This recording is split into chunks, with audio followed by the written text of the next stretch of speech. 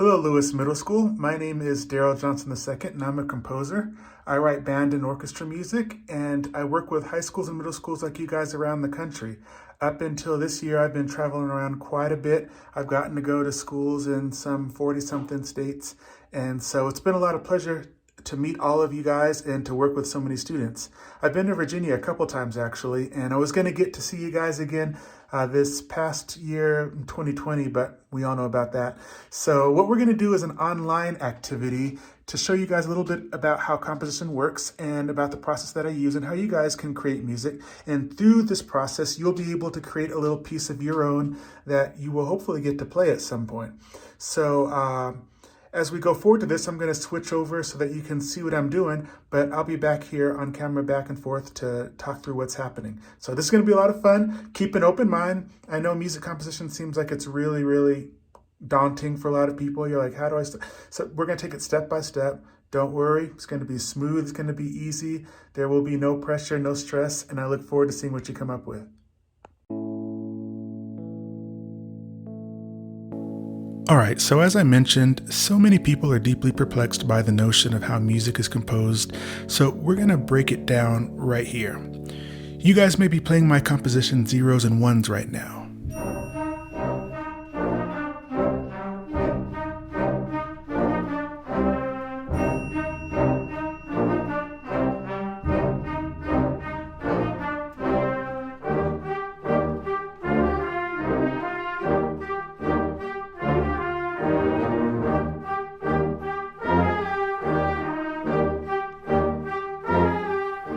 Here's also some of the other work I've written. This is Love the Adventure. It's a high school piece full of action and, of course, adventure.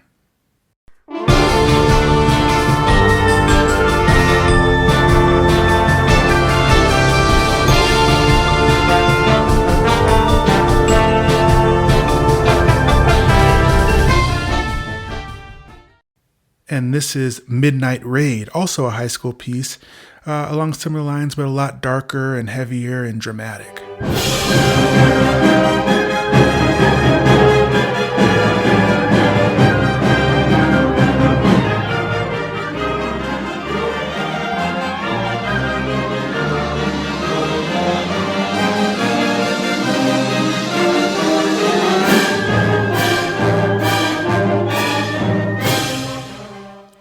And this is Aluminum Sharks. It's kind of jazzy, and this one is for middle school.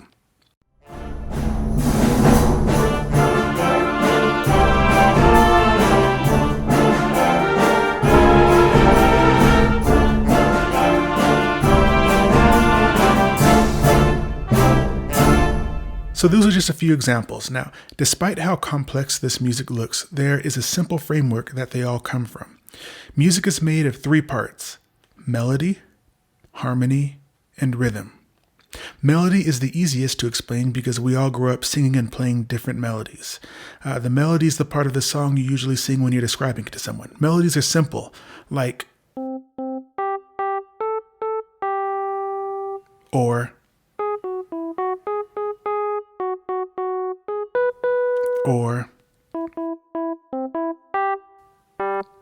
Then there's harmony. Let's come back to that though. Finally, there's rhythm. Rhythm is also very simple because anyone can create a rhythm, and we all have. Here's a rhythm. Here's another rhythm. This is a rhythm. Even this is a rhythm. Anytime there is a note, it has a rhythm, even if it's just a whole note.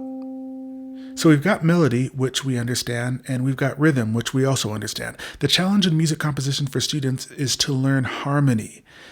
This is the only one of the three that we don't learn from age 2.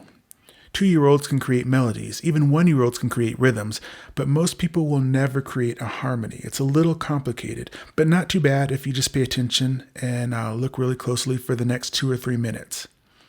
You all know the notes of the B-flat scale, right? We have B-flat, C, D, E flat, F, G, A. So here's what you need to know. Pull out a sheet of paper and get a pencil, and we'll do a little activity right here. We talked about the B-flat scale, so go ahead and pull out your sheet of paper with me and write down the notes of the B-flat scale. So we'll start here. B flat, C, D, E flat, F, G, A. So B flat, C, D, E flat, F, G, A. And if you're doing a different scale like F major, you know the notes are F, G, A, B flat, C, D, E. Or if you do an E flat major, you got E flat, F, G, A flat, B flat, C, D. So how you figure out the chords for each key is just by counting in thirds. So chords are also called triads. Tri, as we know, means three. And so to figure out the chords for B flat, you just count in threes. So you start on B flat, and so the first one is going to be B flat. And then you count three. B flat, C, D. That's three. So you put a D up here. And then D, E flat, F. Each time you start on the last one you ended on. So to figure out the notes for B flat, C, D, D, E flat, F. And those are the three notes of the B flat chord, B flat, D, and F. If you wanted to do C, now you start on C. C, D, E flat. So we already have the C, so C, D, E flat. Start again on E flat, F, G. Great. So to do D, now you start on D. D, E flat, F. Start again on F, F, G, A. And now we're going to do E flat. Again, we're counting in threes. E flat, F, G, G, A, and then you go back over here for B flat. For F, start on F, F, G, A, B flat, C. For G, G, A, B flat, B flat, C, D. And the last one, starting on A, B flat, C, D, E flat. So these three notes are the chords for each of the notes of the B flat scale. And so each of these chords, now, these are the chords, has a name. So this one is B flat major, this one is C minor, this one is D minor, this is E flat major, F major, G minor, A diminished. Now, you're going to wonder, why is this B flat major, but this is C minor, and that's D minor, but that's E flat major, and that's F major, and that's A diminished, and this is why. Those are details that we don't have to get into for now. You just have to know that every key that you play in is going to follow the same pattern for the major scale. B flat, C minor, D minor, E flat, F, G, A diminished. If we were using the key of E flat, like we said, it would be E flat major, F minor, G minor, A flat major, B flat major, C minor, D diminished. Same pattern, major, minor, minor, major, major, minor, diminished. So we're focusing on B flat here today. So these are the notes of the B flat key, and these are the names of the chords that we're going to use. So what happens a lot of times when you're beginning to write music, young composers, you want to start with one note, and this note sounds good, so you just hit that note, and then you're like, okay, what do we do next? So you have another instrument hit another note, and it sounds okay, and then you have another instrument hit another note, and then after a while you keep adding notes until it just turns into this big mess. And you're like, why does it sound so terrible? So the reason why we learn harmony is because when everything is using that same pattern, everyone's using the same chords, that's how you keep it sounding nice. You know, it's kind of like if you were to write an essay and you just started putting down words from any language, any letters, just throwing letters together. No, we don't want that. We want each of the things we put down on that paper to be an actual word. And when they're words, then you can read it. If it's just a bunch of letters on a page, then it's a mess.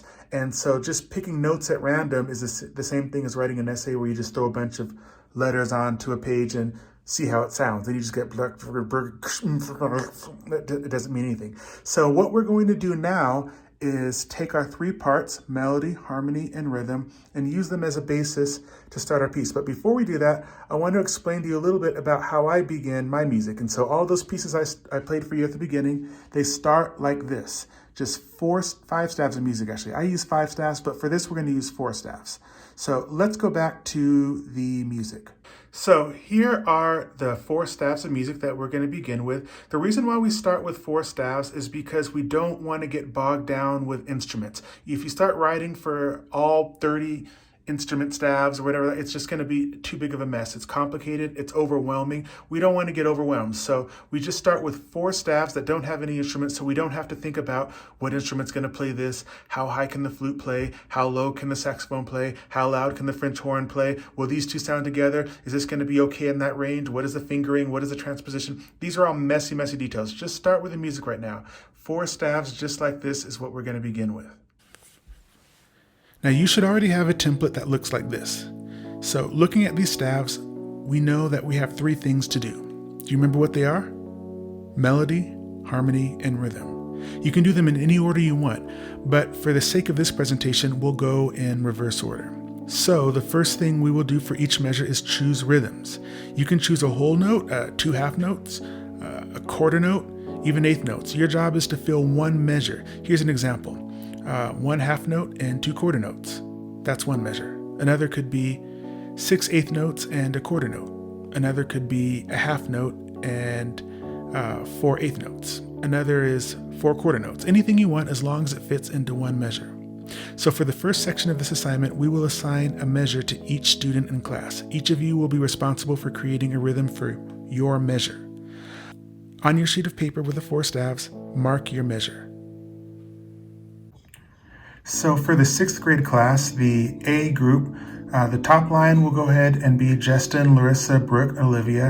And then the second line will be Colby, Bryce, Jolena, Rousey. The third line will be Ross, Jack, Juliet, and Mr. Graham. The 4th line will be Cora, Haley, Jasmine, and I'll do the last measure there. So I already have my rhythm in there. You guys go ahead and fill in your rhythm. For the 7th grade class, 2B, we'll go ahead and have Landon, Armanye, Moisey, and Tyler do the first line. Then the second line will be Dwayne, Ethan, Isaac, and James. The third line will be Dresden, Trips, Anaya, and Jade. And the last line will be Bella Luce, Kyla, Mr. Graham. And I've done the last measure for this one as well. There's my rhythm there. For 7th grade A days, we'll have the top line be Lahara, Grace, Evan, Reed. The next line, Delaney, Holden, Brennan, Claire. The line below that, Alexandra, Keegan, Alexander, and Quentin. And the bottom line will be James, and then again, Lahara, Grace, and Evan. So Lahara, Grace, and Evan, I know you guys have double duty, but life's just hard, so no extra pay. For 7th grade, first period, B days, the top line will be Emma, Jordan, Janae, Gracie. The next line will be Brianna, Rowan, Michelle, Quinn. The next line will be Kevin, Anna, Russell, and Dylan. And then the bottom line will be Tessa, Justin, Elena, and Mr. Graham. For 7th grade, first period, the A days, the top line will be Caitlin, Kimber, Nathan, Patrick. The next line will be Desmond, Adriana, Jet, and Leo. And then the third line will be Marjorie, Jack, Ronald, and Zachary. And the bottom line will be Ariana, Koan, Marina, and Mason. For 6th grade, the B days, we're going to have, 6th period B days, Waylon, Michael, Orlin, Gabriel. The next line will be Caleb, Haley, Aiden, and Tristan. The next line will be Isaac, Kaylee, Zachary, and Aubrey. And the bottom line will be Jenna, Mr. Graham, and then there's me, the third measure, and then Mr. Garst sent in a whole note for the last one.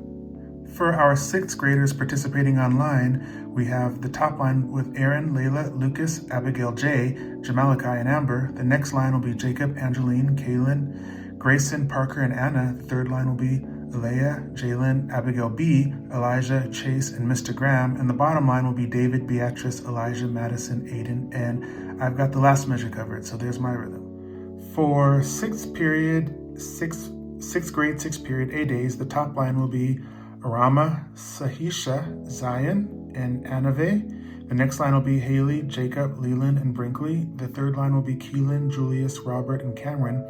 And the bottom line will be Penelope, Chloe, Kendall, and Ashley. For 6th grade, 5th period, B days, we have the top line, William, Madam, William Madden, Jacob Piper. The next line will be Angel, Jackson, Camaria, and John. The third line will be Haley, Skylar, Samuel, and Jennifer. And the bottom line will be Zariah, Ian, Allison, and Kelsey. So those are your assignments. After you complete each of your lines, everyone's got their measures done. Mr. Graham will go ahead and have you guys clap through each line of your class's composition so you can get the rhythmic idea through there. And then after that, you guys can divide up into 4 groups and then have each group play one line, and you'll be able to hear how all the rhythms fit together. After you're done with that, we'll come back.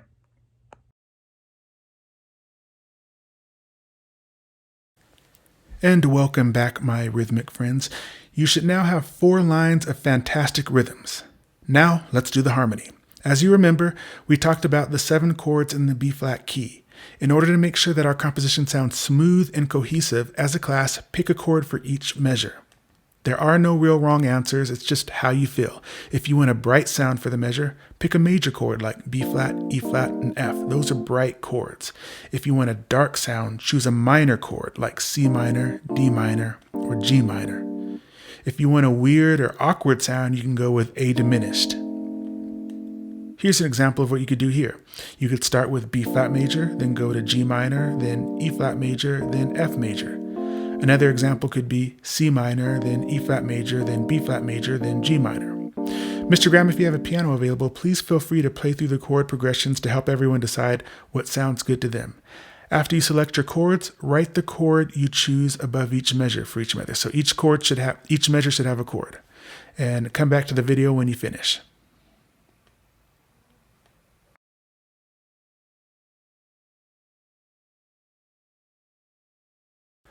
Okay, now you should have your rhythms and your harmony. Everyone now return to your individual measure that you created your rhythm for. Your next job is to select notes for your rhythm, but you won't select just any note. Look at the chord for that measure and select a note from that chord. But there are 2 exceptions. If your measure was on the bottom line, that means you are in charge of the bass line. When it comes to the bass line, you want the first note of the measure to be the root of the chord. What is the root? If it's a B-flat chord, the root is a B-flat. If it's a D minor chord, the root is a D. If it's an A diminished chord, the root is an A. If it's a G minor chord, the root is a G. Kind of get where we're going there? So if you're a bass person, the first note of your measure should be the root. After that, you can repeat the root or choose a different note from the chord. If your measure was on the top of the staff, that means you're in charge of the melody. You have a special privilege because you can do just whatever you want pretty much, almost, as long as it's in the B-flat chord. So the melody gets to break the rules. The only thing you want to do is make sure the first note of your measure is a note from the chord. After that, you can do whatever you want. If you're in the middle 2 staffs, just pick notes from the chord. So to rehash, find the measure you're responsible for, the one you did the rhythm for. Then look up to the top of your measure and see what your chord is that's being used, and then choose a note from that chord to pick the notes from your rhythm. Let's do some examples real quick. Okay guys, so here's an example here of how this would work. So Bella Luz has the bass line for her class, and so let's say she's going to do her measure, and this was her rhythm. Now, you can't use any of these rhythms, you guys got to create your own, so these are just examples. But Bella Luz has 2 quarter notes and a half note. So because she's a bass note, she's got to start with the root of the chord. So the chord here for Bella Luz's measure is B flat. So that means she's got to start with B flat. Then after that, she can do whatever she wants. So we know the B flat chord has B flat, D, and F. So let's say Bella Luz wants to do B flat for the first one, D for the second one, and then B flat again for the third one. Kyla also has a bass measure. So Kyla's measure is G minor. That's the chord for all of these, G minor. The notes of the G minor chord are G, B flat, and D. So Kyla's got to start with G. And so let's say she wants to do another G. She wants to do another G. And then after that, she wants to do a B flat, and then another B flat. And then she's got to rest there, and then say she wants to do a D for that last one, so we'll just leave it there. That's how she would do that. And so same thing for me. On my measure, what I'll go ahead and do is, my chord here is an F major chord, and I know those notes are F, A, and C. So my first one will have to be an F, and then I'll do an F an octave above that, and then a C, and then another C, and another C, and then we'll do 2 A's. And then that will be my measure. So that's how the bass line goes. Dwayne and Tripp, for example, have middle lines, so they just have to follow the chord tone. So B flat is Dwayne's measure. So Dwayne can do a B flat there and a B flat there, and then say he wants to do an F, because again, the B flat chord has B flat, D, and F. So B flat and F are in his chord. Tripp's measure is G minor, so he's got to pick notes, any notes he wants from the G minor chord. So Tripp can do a B flat there for the first one, he could do a G for the next one, he could do a D for the next one, and then another B flat for that last measure. B flat, G, D, B flat, all notes of the G minor chord. And so looking at the melody, so Landon here is a melody person, so his chord is B flat. So he could, for instance, start with a B flat, D, or F. He wants to start with a chord tone. So let's say Landon wants to start with an F. And then his next one can be anything he wants. So let's say he wants to do a B flat. Sure. Armanier's chord is G minor. So say Armanier wants to start with a D, and then he wants to do after that, anything he wants. Could be a C, and then he could do a B flat, then he could do an A. And anything he wants, really, go up to a C again, then up to a D, whatever. Just start with a chord tone if you're a melody person. So say Moisey chose a whole note. That means that she doesn't have a choice but to pick a chord tone for her whole note. So the notes of the C minor chord are C, E flat, and G. So say Moisey wants to do a G, because that's a note in that chord. And maybe she wants to do a high G. That's fine. And Tyler, his chord is F. So again, he wants to start with a chord tone for the first one. The chord tones for F are F, A, and C. So say Tyler wants to do a C there, and then he wants to do a B flat there, and then say he wants to do 2 more C's, and then say he wants to do an F down there. That's kind of how you feel this out. So everyone, whatever your rhythms are, look at your chord at the top, and then fill in your rhythm with notes from the chord.